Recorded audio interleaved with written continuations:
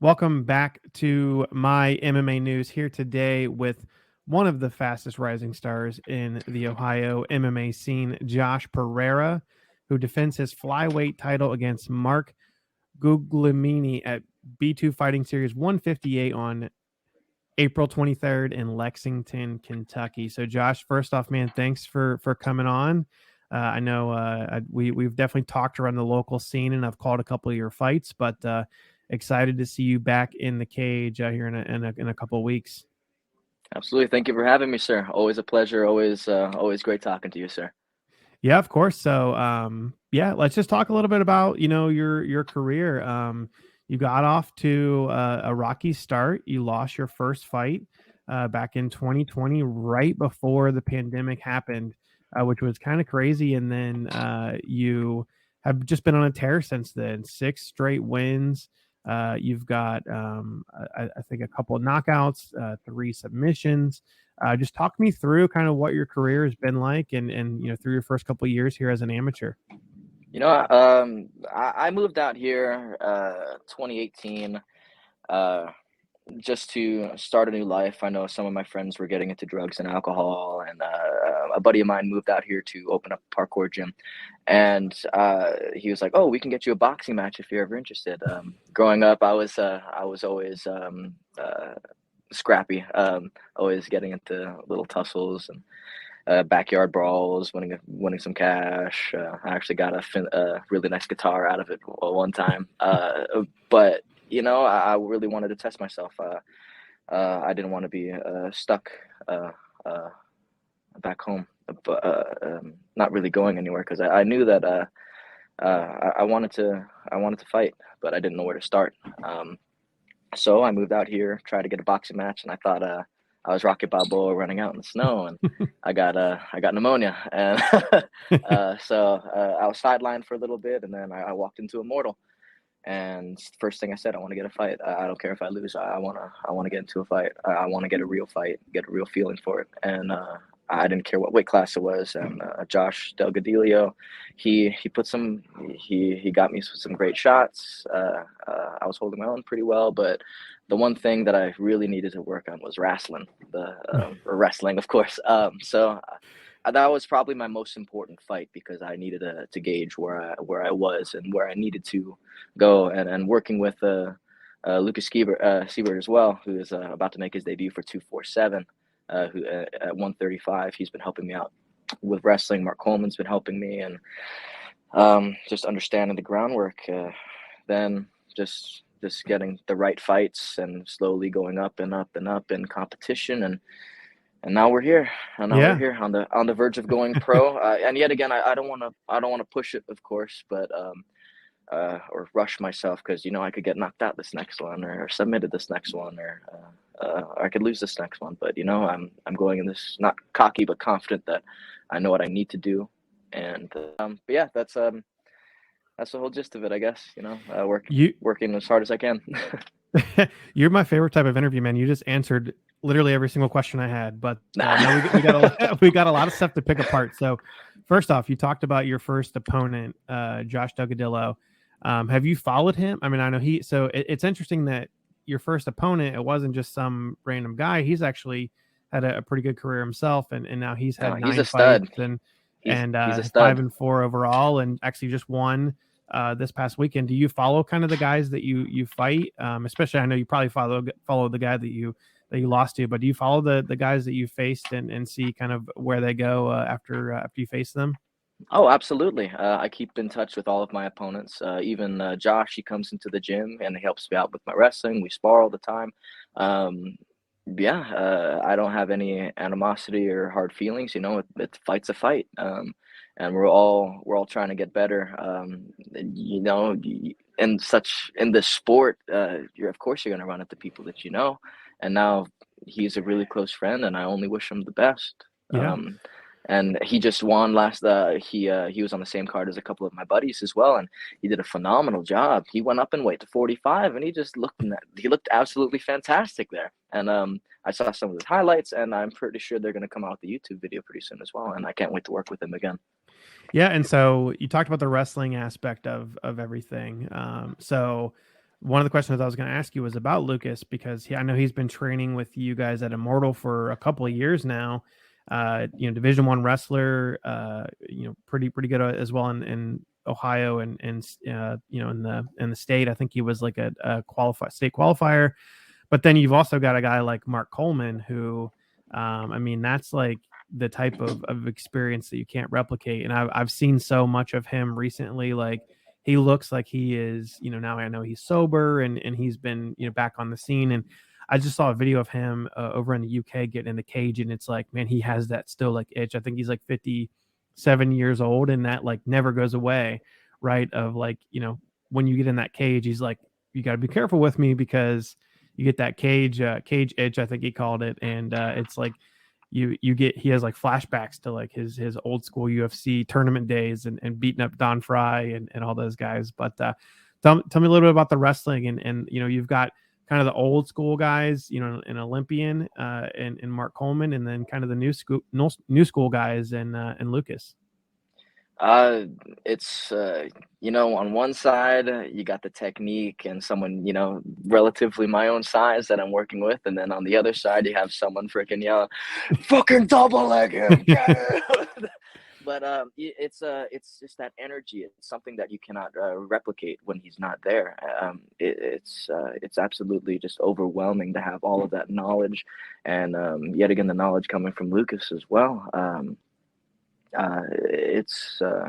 In just a small amount of time. I've only been competing for year and 9 months maybe, and I've grown so much, and it's just that constant grind, and everybody just slowly getting better and better and helping me improve as well.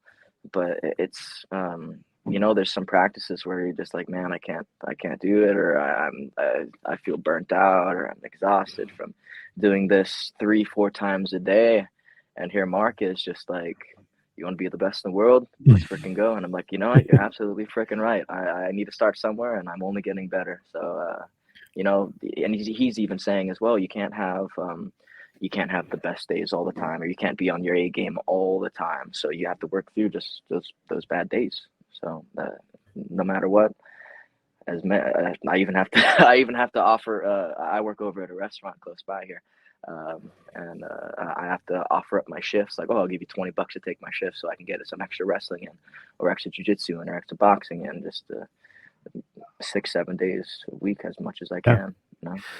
So you talked about parkour, and I know that's such a unique. I guess it's a style of martial art, because it definitely has some unique aspects and some unique things that ways that you, in places that you put your body in dangerous situations. But one of the things that when I first met you, you talked about that you did some capoeira, and I know that that's always something that the guys that have experience in capoeira, like I remember talking to like Junior Assunção back in the day, and a guy who was born in Brazil and a fighter, and you can see that, and you're just like, that like fluid motion, and it doesn't involve any striking, but you can see that in your game. Talk a little bit about that and how that kind of is something a little bit unique that you add to your game. Absolutely. I first learned capoeira and parkour from my very good friend Christian Woodworth, and yet again he's the one that helped open up a parkour gym out here. And the reason why I really wanted to get into it was because yet again I was coming from oh bro, like scrap, like just like standing and banging kind of thing. But I saw this fluidity, and I saw the success that Conor McGregor and some of these other MMA fighters were getting from Ido Portal. So we started working more of the quadrupedal movements, QMs, the fluidity of mixing your striking into your kicks, and yet again not wasting a single movement, and being able to transfer even more power through a kick, through a certain technique from capoeira. Like, for example, my Mia Lua de Compassa, which is a spinning wheel kick, but your hand is planted on the ground. I was able to land that on my last opponent, Jalen McIntyre. And yet again, just faking for the takedown, spinning your back, that heel comes right over just like a whip, and there's even more force behind it because you're planted on the ground. Instead of just being on one leg, you're also on your hand. Yeah. and you're also protecting your hand at the face at the same time. But there's always practical implications for any martial art, even Krav Maga maybe. But there's I feel capoeira, it really helps out with the fluidity in your movement. I know I haven't been doing capoeira as long as some of these other fighters, or yet again, it was one of my first martial arts that I really got into. But it just flows fantastically between that, and you can still do a armata, which is like a crescent kick almost. So we've been implementing to the body, but or sorry, you know, I it's won't tell. but it's just taking in what you need and expelling what you don't need. The teaching of Jeet Kune Do, which is another very favorite martial art of mine that I still implement here and there. Um, Maybe this technique doesn't work very well, but this one does, provided that you have the right stance, the right footwork, the right head movement. Yeah, I feel like I have a lot. I have a bit of a head start with the movement, at least, because some of these people that are coming out, or some of these fighters are coming out, just so stiff, so like a plank of wood. Instead of thinking of like a plank of wood, think of a piece of bamboo, something that's stiff but can still apply a whip of sting, I guess. Yeah. No, I mean, and I was just watching your fight, your last fight against Jalen McIntyre. I think I watched it yesterday, and it's one of those that every time I watched it when it first happened a couple months ago, and then I rewatched it, and I saw so many more things. And just as a guy who does commentary, when I watch you, I almost like don't know what to say because I just want to watch you. And that's the hard thing, is like putting what you do into words. It's so fluid, and the commentators were almost like, you hit that spinning wheel kick in the I think it was the beginning of the second round, and then the one kick that like busted him open, and really I don't know how much, and not that it didn't do damage, but I think it cut him, was the question Yep. mark kick. And it that like really started to mess him up, I think, and it kind of like made him like I think he went into like a blind rage, and then he started to open up for you, and then that's where, in a lot of your fights, you use the striking to open up for the grappling, and that's just, I think, the beauty of your game specifically, is that people, like, you look at the result of the fight and it's a win by submission, but you look at the journey of the fight and it's a win by just picking him apart until he opens up and puts that neck out there for you to get that guillotine submission. And it's just again, I'm going to link the fight and hopefully put some of the highlights in here. But it was really one of the best fights that I've seen from an amateur in a really long time. Thank you. And it just, the because of the way that you put everything together, and not just, not just go out there and try to knock him out and say, I'm not even going to go for the submission when it opens up. But I mean, where does that all come from? I know that you're at a gym that's one of the best in Ohio, and you've got all these people behind you, but just the MMA is mixed martial arts, right? And the combination of everything. But where do you kind of find that like intangible like combination and putting everything together?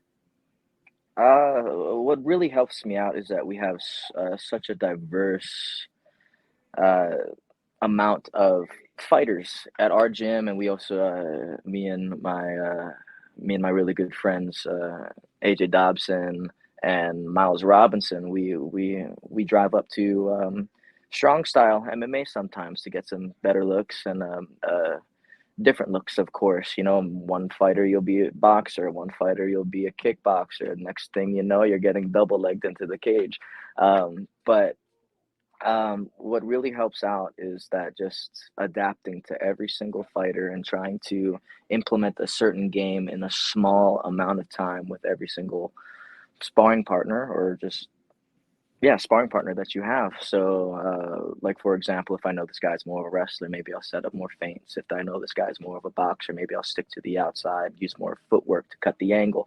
And then by the time you get to the fight, everything is combined, and you're a Swiss Army knife with a whole bunch of very, very sharp knives that can slice and dice you from any part of that cage. And before you know it, you're rocked, and you're getting getting a submission or finishing on top. That's Yeah. that's the best way I can. That's the best way I can put it.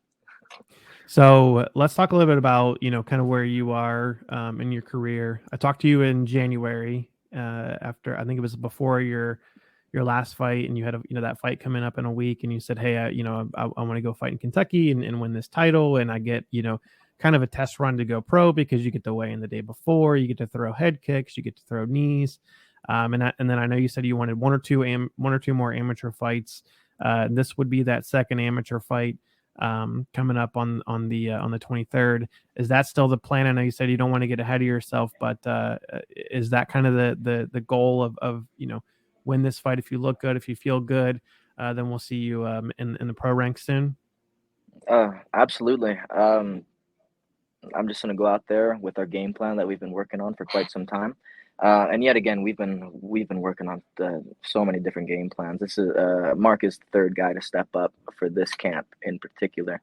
I remember we were talking last time, and I was supposed to fight Trey Wills and unify the belts for B2, but he pulled out for the third time against me, and they eventually just stripped him and gave me kind of ranked me up to the champion for the North B2 digital. But it's I'm just gonna stay ready. I'm just gonna keep training, and if Matt or Mark comes up to me and says, you know what, do you want to fight in Titan or you want to fight Ohio Combat League coming up? And I was like, I want it to be a definitive answer for me to say yes, I'm ready. I've put in the work. I know what I have to do.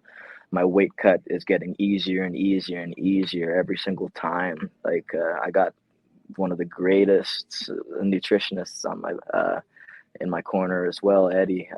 And like I'm still eating like chicken Alfredo and stuff like the same a week out, and still able to make weight easy. But at this point, I don't think it's a question about if I'm going pro. It's a definitive answer. Yeah.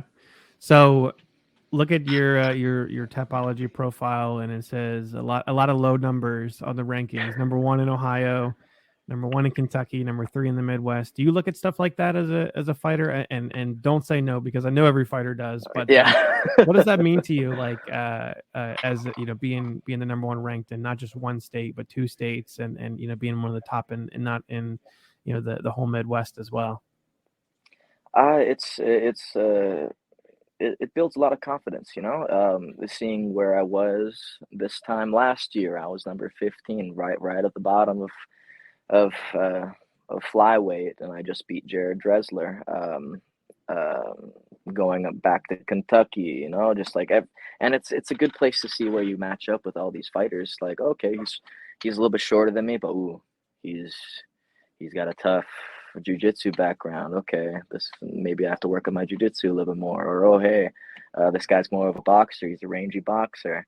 I got to stay to the outside, and maybe I have to engage the clinch or engage the wrestling at this point. But, it's like these cool little scenarios in your head that I get to play. And also another thing, too, I know people can put votes in for, who do you think is going to win this fight? And of course, I'm always looking at that. I'm like, man, not a lot of people believe in me for this one, especially for the Mason DeLess fight.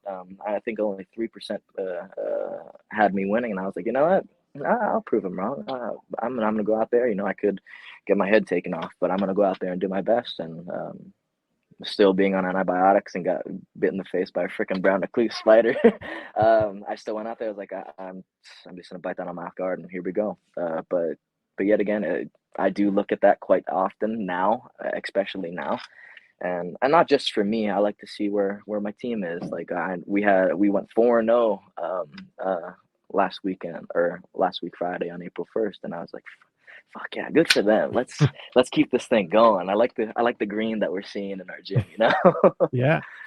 And so on B2 Fighting Series 158, not all your teammates, but a lot of Ohio guys making their way down to Kentucky. So you got Cameron Kinzig making his pro debut, yes, who is your teammate. We've also got guys like Jaden Talker, Liam Hamill, and then the night before, Jeremy Pender, Aaron Bush. I think it's time for all the Ohio guys to run the table for 2 nights in a row down in Kentucky and have a big party. Hey, if the last thing the last fight we had in Kentucky when I got the interim belt, all of us, Asher, Raider, we all got the W, man, and we all were sitting in the back talking. I wish we went out and like hung out and stuff, but like we still have that. I know we're from not rival gyms, but we come from different gyms, but we still have that camaraderie, like us versus them kind of thing. I'm not originally from Ohio, but this is my home away from home, I guess. But I still embrace everything, and I'm glad to be a part of it, of course. Cool. So thank you so much for joining me, man. I know you've got some sponsors and stuff like that, and tell people where they can find you on social media, all that fun stuff. Absolutely. You can find me at Instagram, The Real Josh Perreira. I want to thank my sponsors real quick, Thrax THC, Immortal Coffee. We got Gym Extreme. We have Rude Dog Bar and Grill, Pastimes and Grill. And yeah. Thank you very much for having me, David. Always a pleasure. Cool. Thank you very much. Thank you so much, Josh Perreira. Mahalo, guys. I got February 23rd, but April 23rd, I wrote it down February. I'm behind, but April 23rd, Lexington, Kentucky, B2 Fighting Series 158 defends his flyweight title for the first time, and then maybe we'll see him in the pro ranks sooner rather than later. Thank you so much, and we'll see you next time. Absolutely. Thanks, you guys.